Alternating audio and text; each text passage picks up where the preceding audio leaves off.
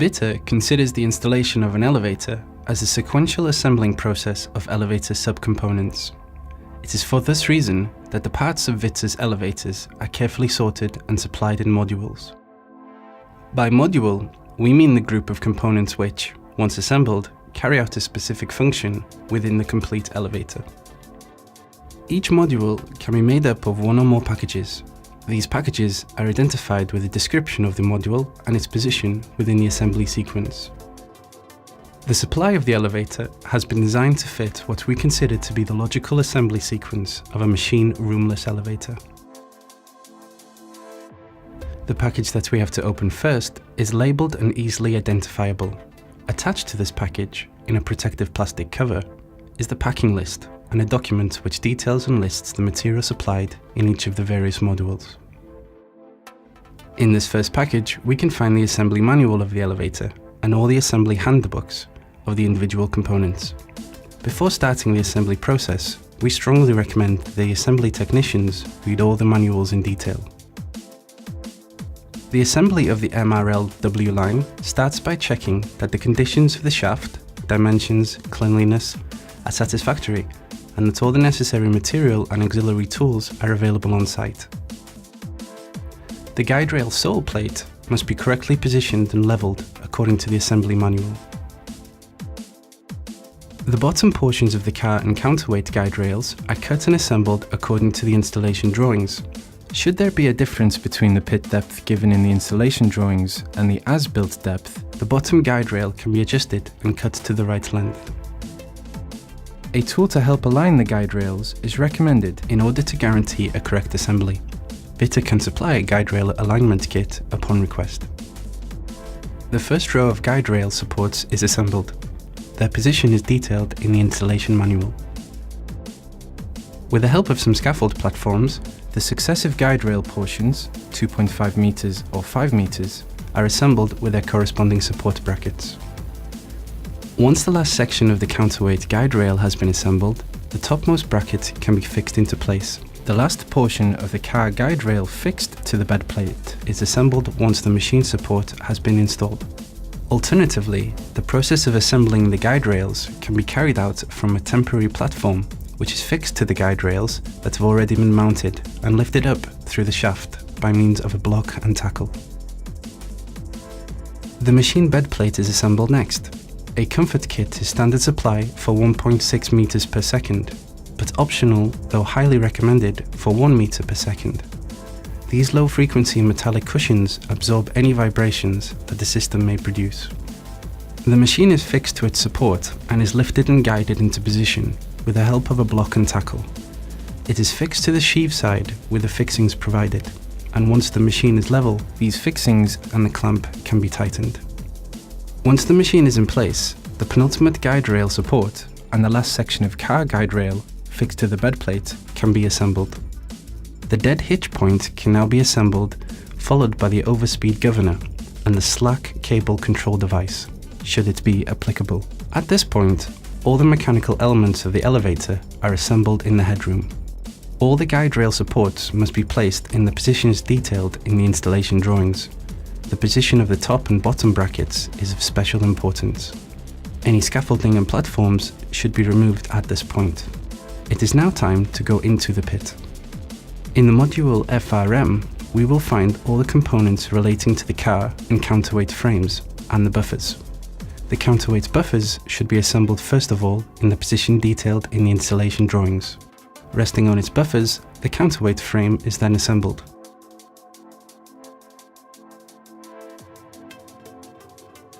A partial loading of the counterweight should then be carried out, according to the individual assembly requirements of each elevator. The car buffers are assembled next in the position detailed in the installation drawings. Resting on its buffers and on the car floor, the car frame is assembled. As an optional accessory, Vita offers a temporary protection to protect the car floor whilst the assembly process is taking place. The slings are now correctly assembled and positioned within the shaft and between the guide rails, and it is time to suspend the car slings in order to assemble the traction ropes. All the necessary material is applied in the module ROP. The machine should previously have been connected to the power with the encoder cable. The car sling is then lifted with a block and tackle to the highest floor that allows the floor of the car to lie flush with the landing FFL. Its position is maintained by means of the car frame locking kit. This element has not been designed to specifically suspend the car, but to fulfill the function indicated in clause 6431 of the standard EN 811A3. For the assembling of the traction ropes, please follow the instructions detailed in the elevator's installation manual. Repeat the process as many times as needed. A rope clasp guarantees the correct alignment of the ropes as they are fed into the grooves of the sheave.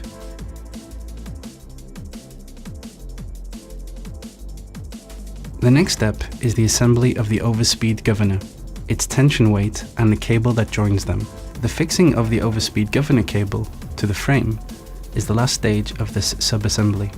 At this stage, the elevator can be used as an elevating platform with the use of an assembly operating panel.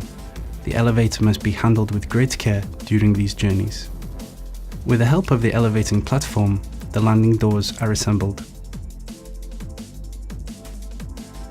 Before starting the assembly of the car, it is essential to mechanically block the car frame and to remove the floor protection should it have been used.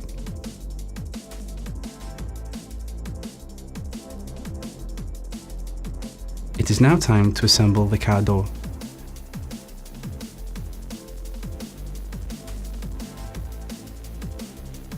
The pit components can now be put into place. The counterweight screen is fixed to the guide rails, and should it be applicable, the pit ladder is fixed inside the pit. From this point onwards, the electrical elements can be assembled.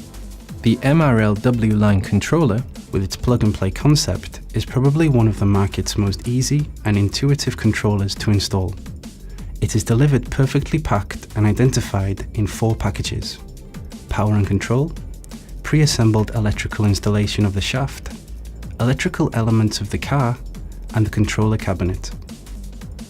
In each of these packages there are various assembly kits, each one accompanied by a description of its contents and an assembly manual, numbered according to the assembly sequence. The controller cabinet, with its reduced dimensions, is placed neatly in front of the frame of the landing door located on the last floor. The simplicity of the controller does not reflect its features.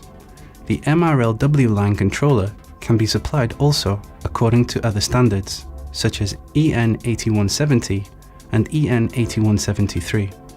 Upon request, it can also be adapted to the EN 8171 and EN 8172.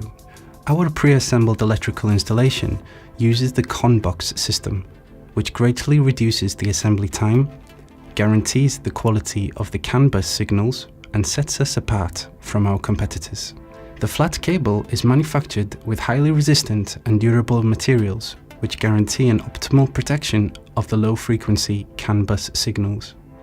An absolute positioning system of the car by means of a 4096 pulse encoder is optional. This makes assembly easier and guarantees millimetric precision of each stop. The penultimate task is the important one of cleaning the shaft and the pit, and of oiling the guide rails. Finally, before the lift can be put into service, the MRLW line must be submitted to a series of tests, according to Annex D of the EN 811A3, in order to ensure the perfect functionality and safety of the lift. VITA supplies a specific document which guides the assembly technician through all the steps that must be carried out. VITA has been issued by IONOR a conformity certificate, confirming the implementation and maintenance of a quality assurance system for the design, manufacturing, and final testing of elevators, and certifying that it complies with the requirements of Annex 1 of the Lift Directive 95/16/EC. This means that any assembly company with a quality assurance system compliant with the Annexes 12 Module E or 14 Module D of the Lift Directive 95/16/EC can put the lift into service and certify it accordingly. VITA can also supply the necessary documentation, allowing any assembly company without a quality assurance certificate the possibility of certifying the elevator through an external notified body according to Annex 6